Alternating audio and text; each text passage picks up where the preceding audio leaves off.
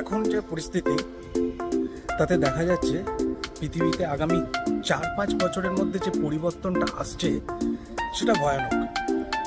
90% মানুষ তাদের জীবন এমন হতে চলেছে যে তারা আগামী দিনে কিছু পথ খুঁজে পাবে না।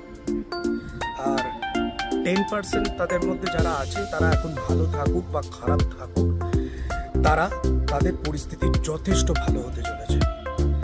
আমি সেই 90% লোকেদের কথা বলছি যে 90% লোক খালি চিন্তা করে গেল, তাদের মধ্যে কোনো ক্রিয়েটিভিটি নেই, তারা খালি কনজিউম করে যাচ্ছে, ওর সমালোচনা করছে।